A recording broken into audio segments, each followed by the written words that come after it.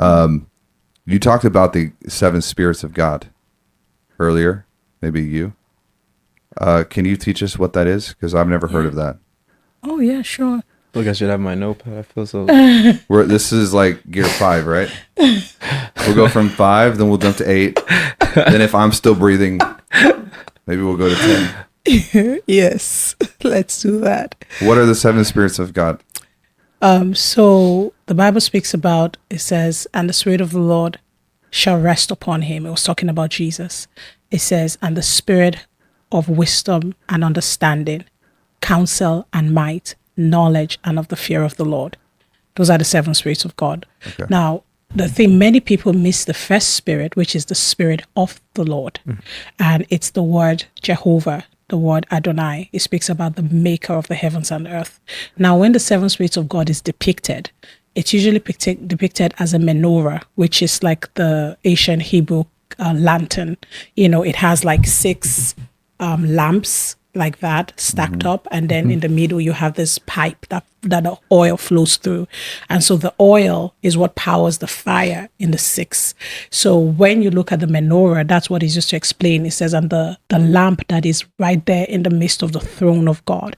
Now the lamp, the 6 other spirits are powered by the first one, which is the Spirit of the Lord.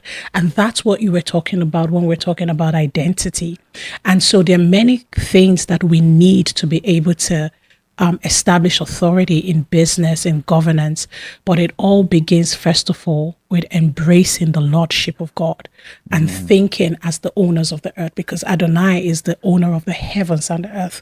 And I think that we have a bunch of Christians who are just celebrating being saved by the blood and forgetting that there was an original reason why man was created. Yes. And it was for dominion. Yep.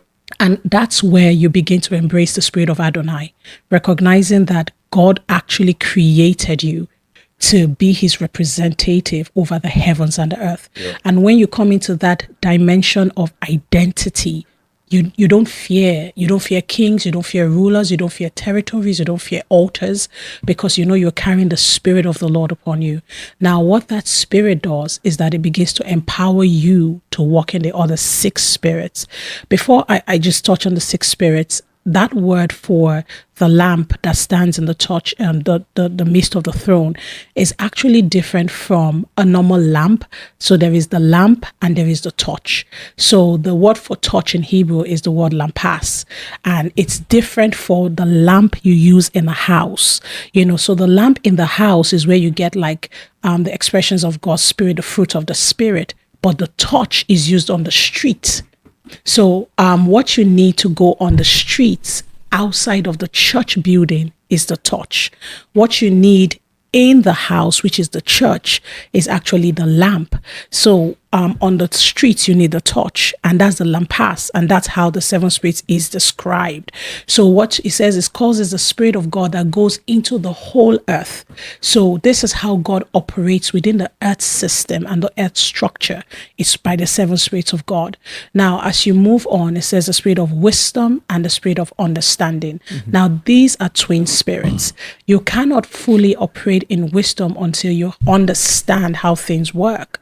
And of course, that begins to manifest itself in terms of creativity. You see people like Aholiab and Bezalel, and God said to Moses, I have put my Spirit upon Aholiab and Bezalel so that they would understand how to craft the vessels that I need in the temple. So that's how the Spirit of wisdom and understanding works.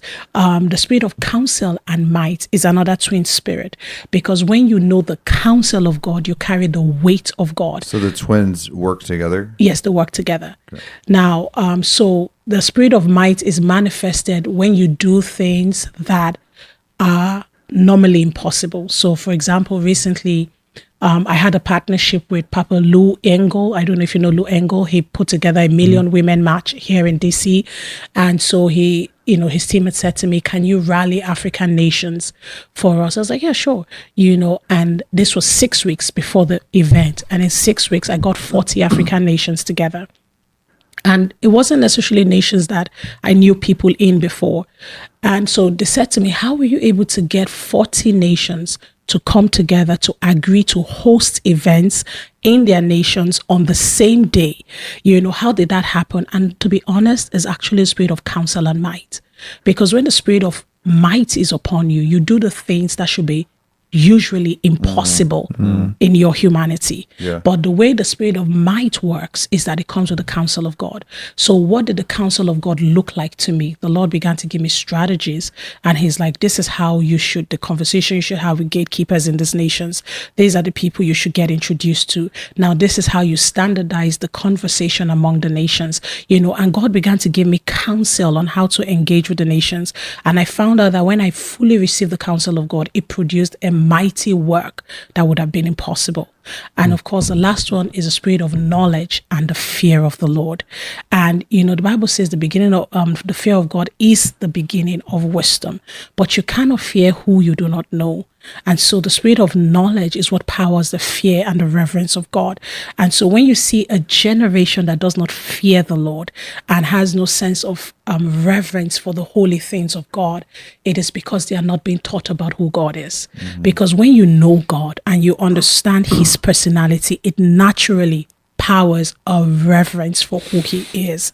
And so when these 6 or 7 spirits are at work in a person, because it was describing Jesus and how Jesus was going to establish his office on earth, and it says these are the 7 spirits that he would walk with, and you realize that Jesus walked in all of these things. He did mighty things. He always knew how to answer everybody. Jesus had such a fear for the Father. He would always say, everything you see me do is what the Father does, and you realize that he was simple, but he was powerful. He was easy, but yet he raised contention in the hearts of men. And the reason why Jesus was so powerful was because of the operation of these 7 spirits on the inside of him. And I feel like as believers, the moment we realize that the 7 spirits is not for the church administration, but it's for engaging with the world, with the systems of the world, with the standards and the government of this world, that's when the church breaks out of the walls of religion into impact and influence.